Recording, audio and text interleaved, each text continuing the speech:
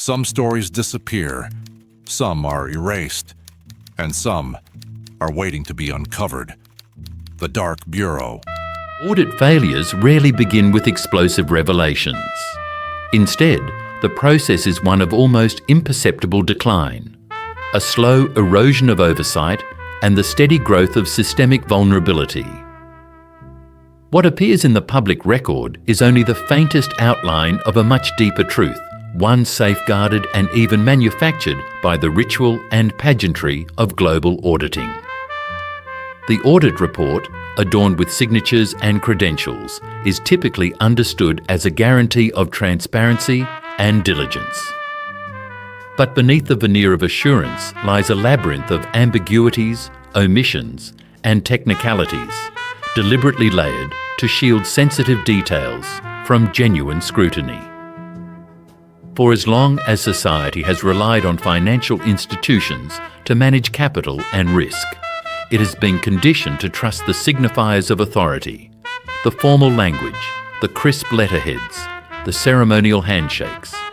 Yet with every repetition of this ritual and every reaffirmation of institutional trust, the space for subtle malfeasance widens. The engineers of this space are not lone actors or reckless rogues, but professionals and institutions whose livelihoods depend on confining risk to the margins and rendering uncomfortable truths invisible or, at best, obscured until catastrophe is unavoidable.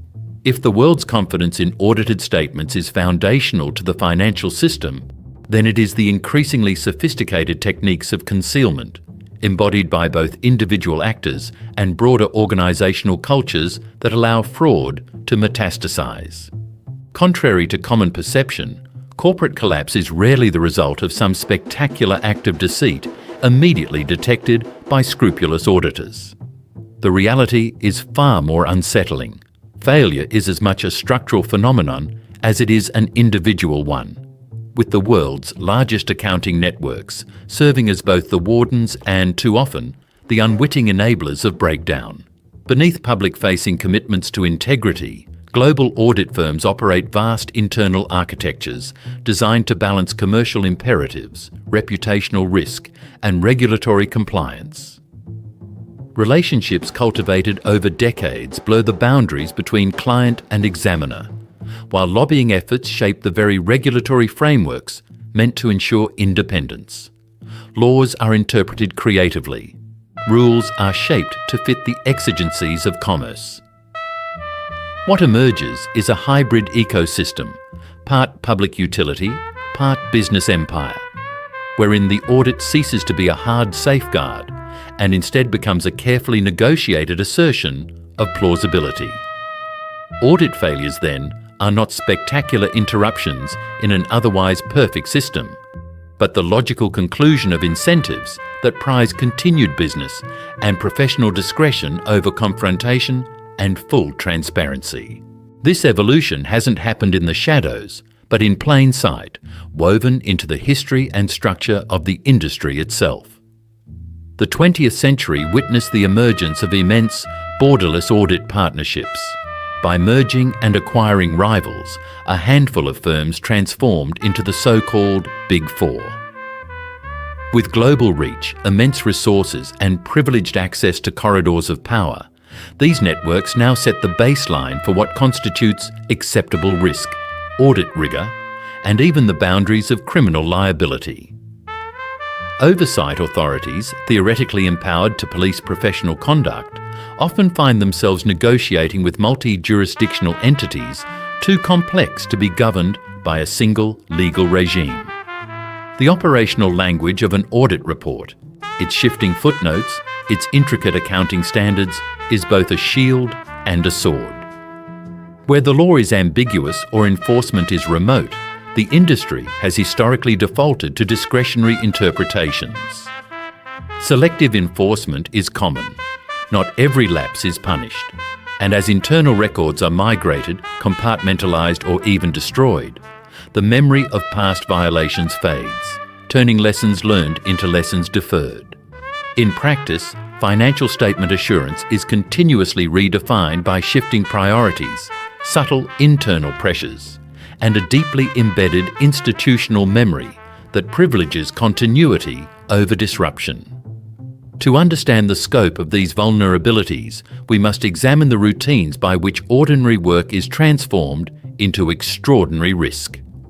Each audit cycle brings with it a series of forced trade-offs: time constraints, client expectations, fee negotiations, and the pressures of renewal.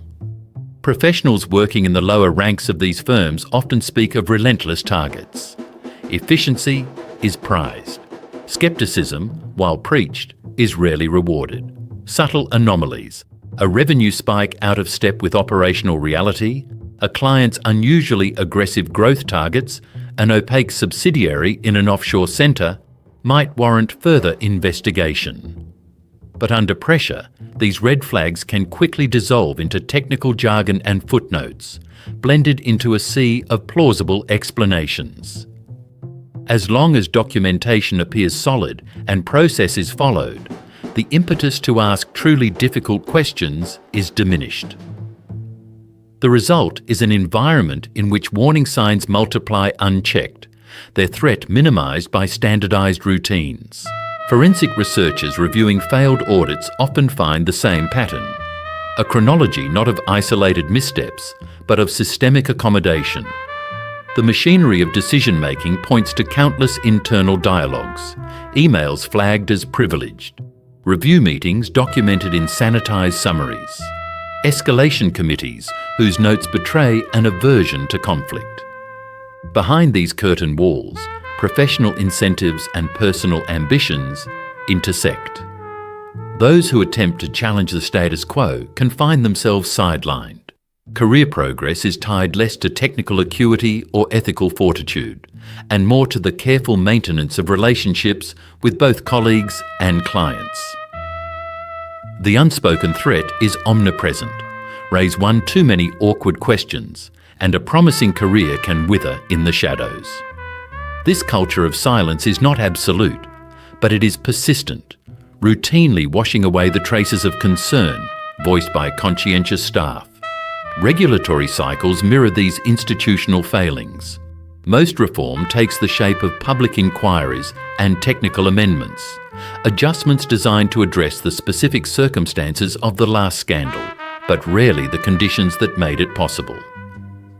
Agencies tasked with oversight are hamstrung by limitations on staffing, budgets, and, in transnational scandals, the limits of their legal reach. Even when egregious violations are uncovered, the outcome is often negotiated settlement, monetary penalties, the rotation out of leadership, and compliance undertakings that are rarely enforced with vigour. The total effect is to perpetuate the sense that accountability is both diffuse and negotiable, more a matter of optics than true consequence. As each cycle closes and the news cycle rolls on, the fundamental architecture of risk persists, with only modest technical changes to disguise structural inertia. The impact of these failures radiates outward, affecting lives and communities well beyond the world of abstract finance. When a multinational corporation implodes after a failed audit, the damage is distributed along social as well as economic lines. Retirees lose hard-earned pensions. Towns anchored to single employers confront sudden ruin. Workers, confident in the symbols of institutional care, are cast into uncertainty. Beneath the headlines about lost billions or market volatility lies a deeper wound: the erosion of confidence that binds economic systems and societies together. The sense of safety that underlies investment and employment is not so easily rebuilt. Communities may never recover from the dislocation triggered by failed oversight, and the gnawing suspicion that no amount of regulation or professional oversight can anticipate or compensate for future losses slowly takes hold. The knowledge that some of the most damaging failures were flagged months or years in advance, only to be rationalised away, leaves a corrosive residue of cynicism. Institutional responses follow a ritual pattern, shaped by legal necessity as much as genuine self-correction. Following public exposure, firms launch internal reviews with great fanfare, assembling panels of experts to draft new policies and procedures.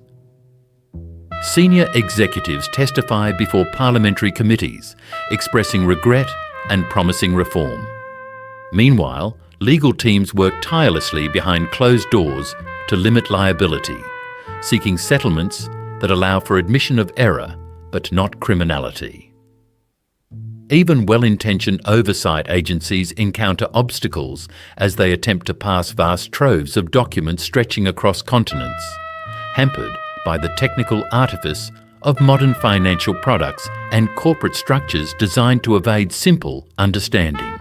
Investigative journalists and advocacy organisations peel back layers of the onion, but often run up against non-disclosure agreements or statutes of limitation that render much of the truth permanently inaccessible.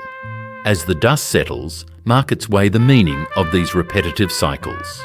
Investment professionals, aware now of systemic blind spots, build implicit scepticism into their models. Institutional investors hedge not only against market downturns, but against the risk that entire certification regimes are compromised. Individuals, pensioners, small shareholders, and public sector entities navigate the aftermath with self-protective caution, recalibrating their expectations of safety and reliability. The narrative of progress, of steady improvements to regulation, professionalism and transparency, grows threadbare as new collapses echo the details of those past.